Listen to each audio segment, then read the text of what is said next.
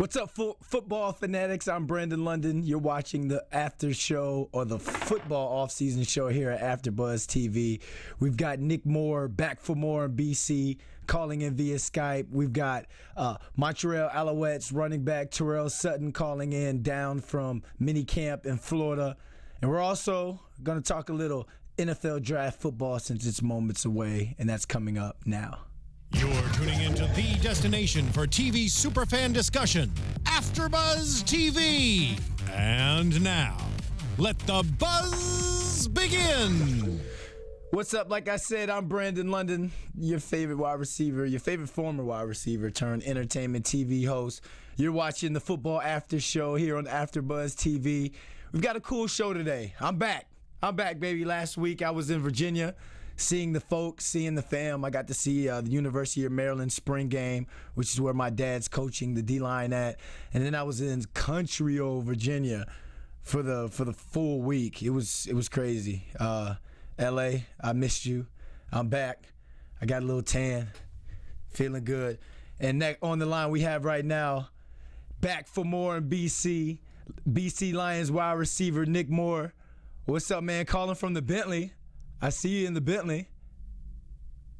Doing, bro? Hey, what's good, man? What's good? Hey, so let's hop right into it, man. You're back in BC. We're gonna use the hashtag back for more. I'll let you can take that if you want, but I might have to ask for 10% on that.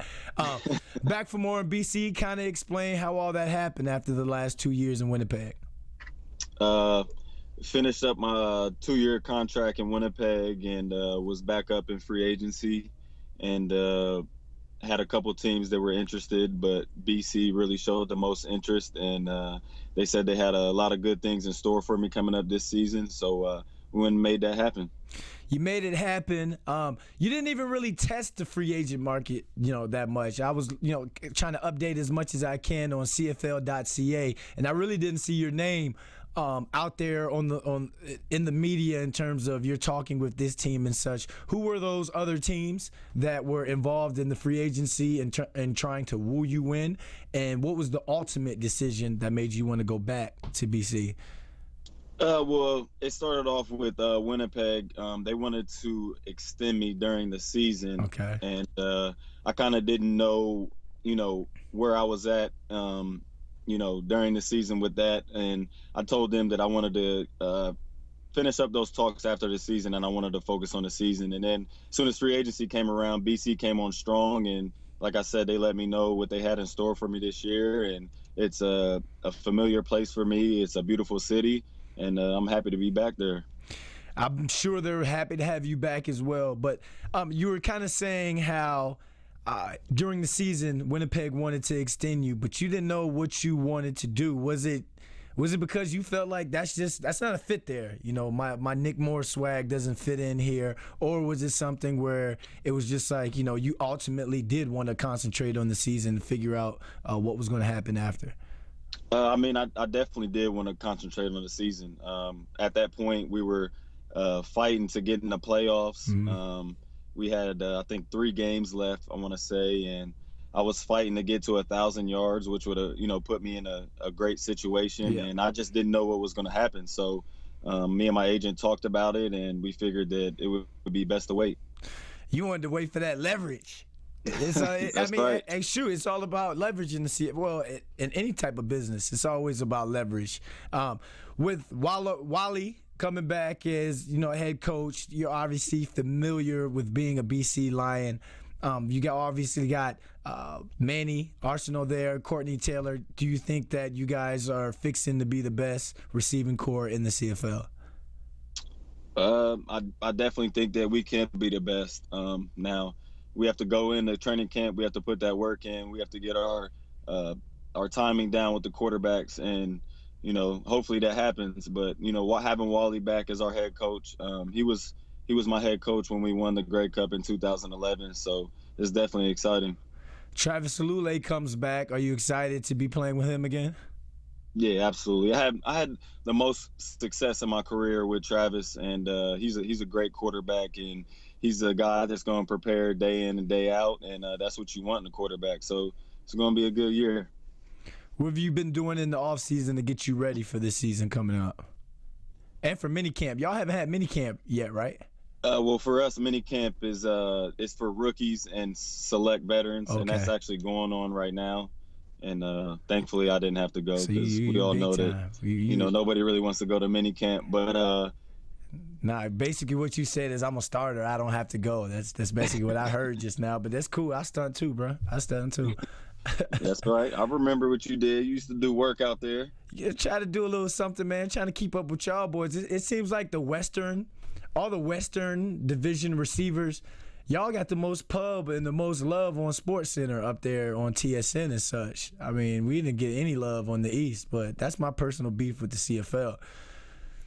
Yeah, I don't know what they got going on. I feel like it's vice versa. I feel like, Montreal and Brandon London and S.J. Green and Weston Dressler, all these guys get all the love, and it's all in good fun. I like to see everybody be successful. That's hashtag everybody eats, hashtag back for more, because the boys back for more in BC. What type of goals do you have set for yourself personally and as a team? Well, the last 2 years I've kind of been, nicked up a little bit. 2014, I think I missed 9 games. Last year I missed 3. So my main focus is just to stay healthy, and the rest will take care of itself. And then obviously as a team goal, getting to that Grey Cup and winning a Grey Cup and winning another ring.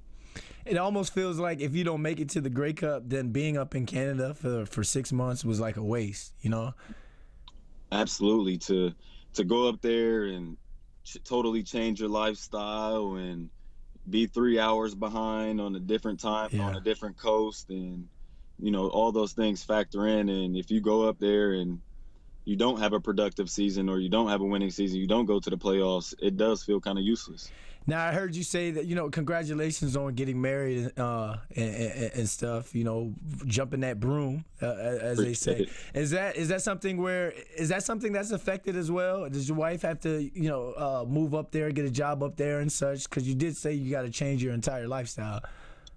Yeah, well, fortunately enough, my wife is actually a owner of a chiropractic clinic, so we have the leniency where she can come up for a month at a time and go back home for 3 weeks and make sure everything's going well with the business, and then we repeat that cycle. Oh boy, you done got you a good one, huh? But see, while everybody else is out there running after Instagram models and stuff, he got himself an owner of a chiropractic clinic. Take it from Lance Moore, ladies and gentlemen. Be smart with you. Wise up with these decisions. Hey, so go ahead and tell the people where they can find you on social media, bro. I'm actually not on social media. Told you. I told the engineer that. He was like, "Hey, what's his Twitter? What's his Facebook? I was like, man, the dude doesn't do social media." Yeah, I kind of fell back off of that a couple of years ago because I find myself wasting too much time on there. But I do think that it can be used in a great way. Yeah, you don't try and help your brand. You don't self-promote. You don't want to do that. Use social media for that. Not really. I mean. I like I said, I fell off of that like a couple of years ago, and I mean, it is like you said, to promote yourself and your brand. I think that is a great tool for that. You want to see Nick Moore? You got to watch the CFL on TSN. He'll be in the end zone near you. Nah, see, I be plugging you, man. I'll be in the end zone dancing. End zone dance. Hey, so do you have dances ready for this year? Not yet. I gotta see what the new dance trends are gonna be. Okay. I gotta set that off right, set the tone. Okay, that's what's up, man. Well, go on, hop out the Bentley. Go on. You said you were about to go eat, man. So, you didn't have to stun on us, and put your seatbelt on next time, bro. We got kids. We got kids watching. I'm parked, and I don't text and drive, so I'm good. All right, man. Take it easy, man. Good luck this season. All right, B-Line. Appreciate it, bro. Peace. Yep. Ladies and gentlemen, Nick Moore is back in BC. If you know CFL football, I mean, the years he had with BC really put him on. And then he signed that nice deal with Winnipeg 2 years ago. And sometimes when you leave a certain quarterback, you leave a certain system, things are different.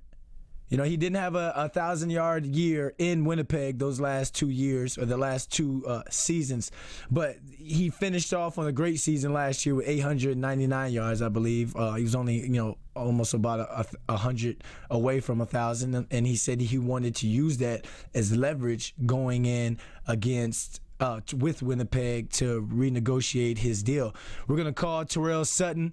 We're going to get Sutty on the phone, my boy, my former teammate. He's down there in Montreal Alouettes mini camp down in Florida, probably hanging out with a couple guys as well. As I know Sutty, I know the team just retired from them last season, prior to the season. So you guys know CFL mini camps, a lot of them are wrapping up. A lot of them are going down right now. You heard Nick Moore say that BC is having their camp for rookies and selected veterans. That means that if you're a rookie in the CFL, you got to be there. And if you're a veteran who they think that, well, you know what, you got to prove yourself, you have to be there as well. So that's for BC. Terrell Sutton is on the line. My boy right now. Sutty, what up, baby? What's happening, Wavy? Man, see, they don't know me as Wavy. Here's the reason why they call me Wavy. That was one of my alter egos in Montreal. Sutty, you're down there in Florida. What part? Are y'all still in Dodgertown for mini camp, or are y'all somewhere else? Yeah, we in West Palm Beach. Ah, West Palm Beach. See, Saskatchewan done ran y'all up out of Dodgertown, man. Hey, man, they can have it then. They can have it. All right, so, hey, straight into it. It's a new year, new mini camp. There's probably some new faces, but there's some old faces that are looking to get back on track or get the Alouettes back on track. What's mini camp look like so far after day 2? Man, it looks very efficient for us, man. Stability is something that we love to have around here. We got Kevin Flynn at QB. We know who our head coach is. We know who our offensive coordinators is. And we got all of our linebackers back. So, we're in a place that we haven't been in a few years. Which quarterback out of Rakeem Cato and Kevin Glenn are taking the majority of the 1 snaps? Oh, of course it's KG. KG, and I mean, I know it's early, but who do you think should be taking the 1 snaps right now? Oh, KG without a doubt. I mean, that veteran presence gives us something that we haven't had in a long time. I mean, he knows his assignments. He knows the game, and then you don't have 50,000 yards in this league for no reason. Yeah, that's true. Deron Carter's back as well. Kind of tell me what the receiving core has looked like as a whole these last 2 days. And man, it's dangerous. And we got to think about it. All across the board, everybody's been an all-star. From Deron to SJ to Kenny to Nick to Sam G. It's very deep. We have a very deep wide receiving core. For you, what's your goal this season? Personally, your personal goal for study. Grey Cup. I mean, that's obviously that's a team goal. I just had Nick Moore on here. That ain't a team goal. That's a personal goal, man. I've never been a champion in my life. Never. Not at Northwestern, nowhere. Never. Not even in high school, bro. Not even in high school. Dang. So give me a goal in terms of, give me a number in terms of what you're trying to rush for, number wise. You know what? And since you're a team guy, you know what? You're a team guy. I don't want to cut you off. You're a team guy, and how many yards do you think Terrell Sutton has to get to lead this team to a championship? Bam. Oh man, you put it in that way. As many as it takes. I mean, I can be the cowbell, or I can be the guy who protects the guy who throws the ball out there. It doesn't matter. You politically correct, man. I don't know this Sutty. I don't know this Sutty. I'm sorry. You don't know this Sutty? I don't know this Sutty. You know what? Hey, you don't know the Sutty just like I don't know that they don't know that Wavy. I mean, that's true, but you hop on the show, you get PC, I need to do it for the team, Grey Cup for the personal goal. Hey, man. So what are y'all doing now? What y'all just hanging out before meetings or after meetings? You said what? What are y'all doing now? Just hanging out after meetings? Like, kind of explain what a day is on Grey Cup. Yeah, we're doing that chemistry, man. That's what's gonna win. So it's gonna take me doing whatever they're not doing to win. When they having a bad game, I need to have a better game. When I'm having a bad game, they need to have a better game. Now explain what a day like What's a typical day down there in minicamp, like from waking up and such? Because a lot of people don't know how different teams run their camps. Well, as right now, we just we wake up in the morning. We have a lot of meetings. I think they're actually going for a couple of hours now, and then take it out to the field and go out and do what we learned for 2 hours. And it's actually interesting because it's pretty in depth of the level of knowledge that we're getting as far as this minicamp, because as you know, we're putting in a new system, and the things that we're putting in is going at a very rapid pace. Yeah. And you're trying to see who's keeping up and you know, who can learn the system as fast as possible. Now, have there been any names of some guys that you've looked at and you've been like, ooh, this boy can play? Some new faces. Well, you know, it's minicamp wavy, man, so everybody can look good shirts and T-shirts. Here, shirts and the Baywatch, shirts and T-shirts. Everybody look good with shirts and T-shirts. Exactly, man. Everybody look good in shirts and T-shirts, man. But can you give me one name? Give me one name of somebody who's making some catches, D'ing people up. One name. I can't even give it to you, Wavy. Dang. I ain't even seen it. You know what it is? Because running backs, y'all really don't have anything to do during those mini camps. Skelly, we really don't, man. During Skelly, you might catch a check down. Yeah, check down. You know that, man. Yeah, that's the wide receivers game. We be here chilling. Yeah, you're right, we man. Air.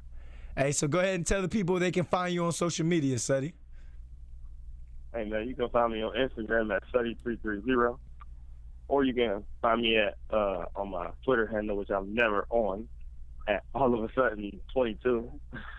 Why? What is it about Twitter with no one really likes Twitter anymore, man?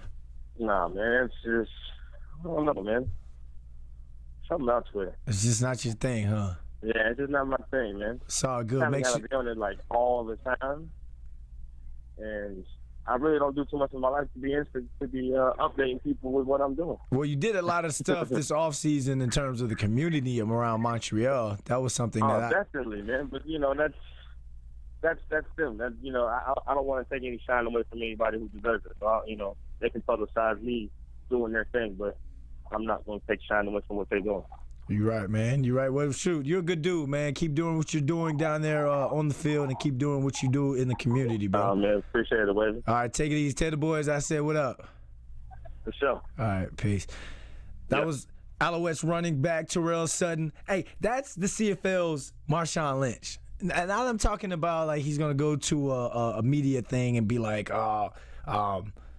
I'm just here so I don't get fined. I don't mean it in that terms. I mean his on the field play. If you look at the guy runs hard. The guy blocks hard, running people over. That's beast mode. That's the CFL's beast mode. Luke Mullender is not going to be able to call in today, ladies and gentlemen. He's tied up in Regina, Saskatchewan with meetings and such. So let's talk.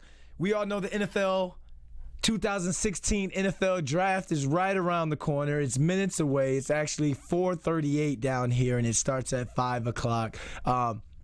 We can quickly recap a storyline or two or a couple things that's going into this draft. I think we've never been so QB crazy in a draft since Peyton and Ryan Leaf was coming out that time. The two biggest names, obviously, as everyone knows, is Jared Goff and Carson Wentz. We want to know what the Rams and the Eagles are going to do at the number 1 and number 2 picks. Can we see two quarterbacks?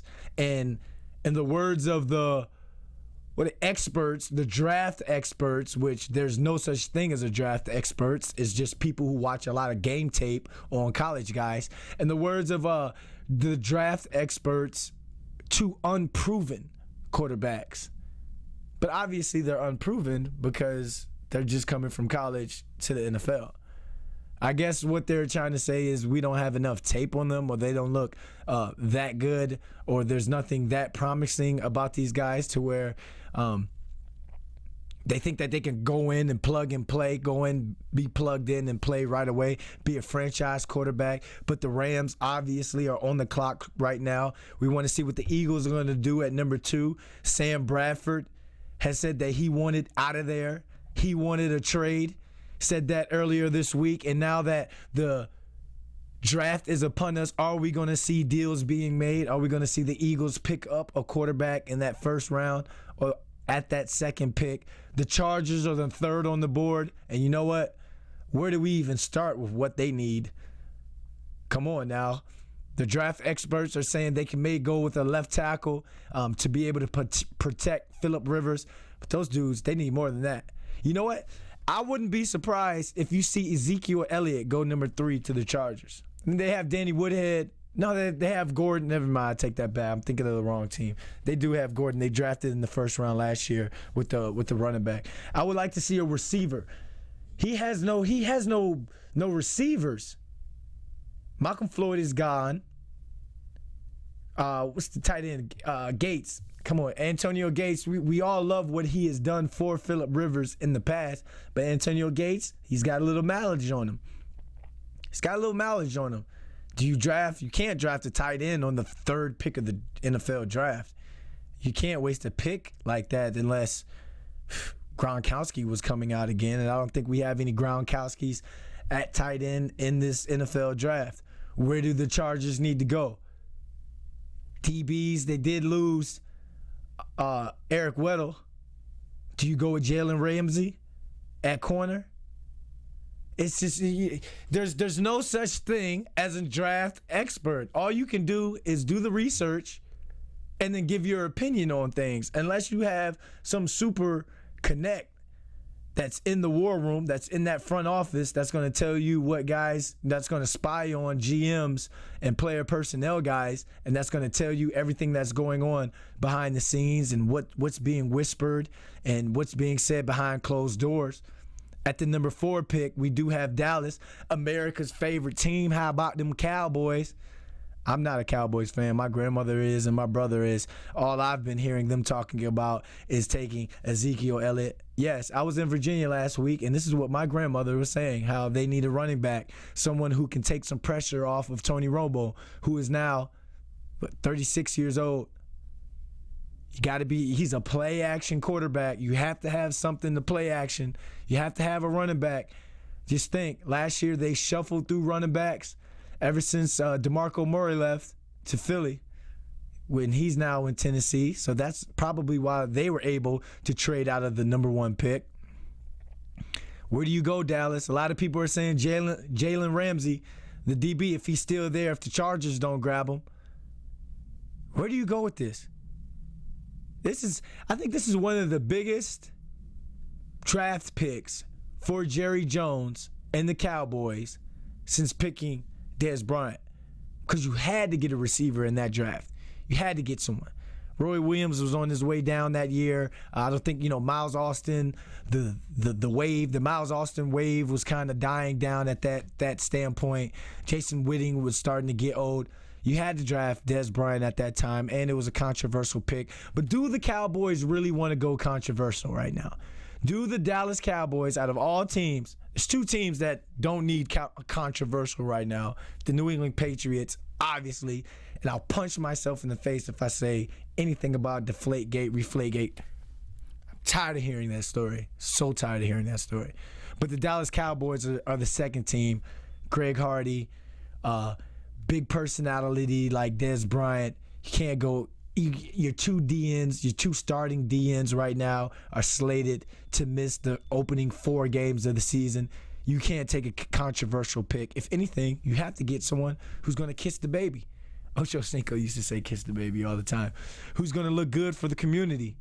Hey, it's the NFL draft. I know you want to take the best player that's there on the board, but sometimes you got to take the safest player on the board.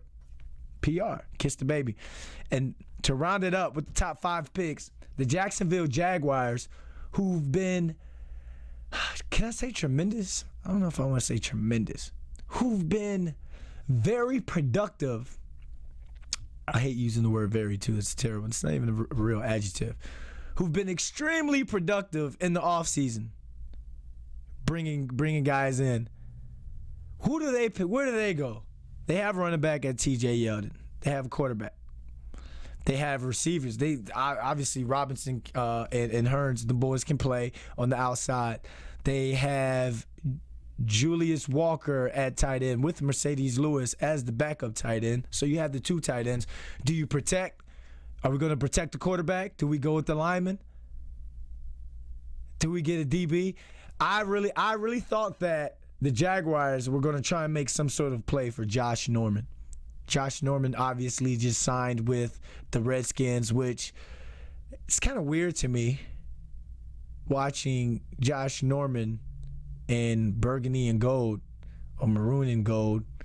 I don't really care too much for the Washington Redskins, so I don't care too much to learn their colors. But that was kind of weird for me. I thought that the Jaguars were going to take them, but who are they going to take at number 5? The NFL draft is finally upon us. We've watched pro days. We've watched combines, senior bowls. Now's the time for some young man, 21, 22, 23 years old, overnight is about to become a millionaire. You've already seen Ohio State running back Ezekiel Elliott, and we mentioned him. If you've been watching the coverage on the NFL draft with Dion and Michael Irvin and all those NFL Network guys, Ezekiel Elliott showed up on the scene to the draft, walking red carpet with a cut-off button-up shirt. Really? That's how you're going to introduce yourself to the NFL? But it's your day, bro. It's your day. You do what you got to do. I mean, you're going to be trending for that. Some people are going to be like, what are you wearing? What are you doing? You're going to get blogged about. But the biggest thing, Ezekiel Elliott, it's your day. All the guys who are getting drafted today, it's your day. And for the free agents, the undrafted free agents out there, hey, that's the route I had to go. That's the route Nick Moore went. There's the route that Terrell Sutton went. Hey, there's nothing wrong with that. You just got to go work hard and make that team. One thing that I want to know, one thing that I want you guys to hit me up on Twitter, @CulturedAthlete, and let me know before the Broncos take their pick. Are the Denver Broncos going to take a quarterback for their first pick? Or do you think something's going to happen in the wee hours, in the 11th hour, where they grab Sam Bradford, where they try and make some maybe another play at Colin Kaepernick, throw a Hail Mary for Kaepernick, Ryan Fitzgerald, Ryan Fitzpatrick, Ryan Fitzgerald. What is that name? I don't know. That sounded like a real name. It's probably somebody's name. What's going to go down with the Denver Broncos? Mark Sanchez cannot, and I repeat, cannot be your starting quarterback. And speaking of the Denver Broncos, reading up on NFL.com, Von Miller is pretty confident that the Broncos and he and the Broncos are going to make that deal happen to bring him back and get him paid for the Denver Broncos Super Bowl MVP, Von Miller. The boy's a beast. He's a savage out there on the field. You got to pay him what you need to pay him. You're not going to pay a quarterback. You don't have to worry about that. So you might as well make someone the franchise. Is he a franchise player? Can you have a linebacker as the face of your franchise? I don't know. Matter of fact, hit me up on Twitter for that as well. Hey, today's a short show. I want to get you all out of here, get you ready for the NFL draft. I know you're going to sit around eating popcorn and eating bonbons, checking out your team, seeing who they're going to pick. I'm Brandon London. This was the Football Off-Season show here at AfterBuzz TV, @CulturedAthlete on social media, @AfterBuzz TV. I want to thank you all for watching. Football lives forever. I just made that up. That was terrible. See you guys. From executive producers Maria Menounos, Kevin Undergaro, Phil Svitek, and the entire AfterBuzz TV staff, we would like to thank you for listening to the AfterBuzz TV network.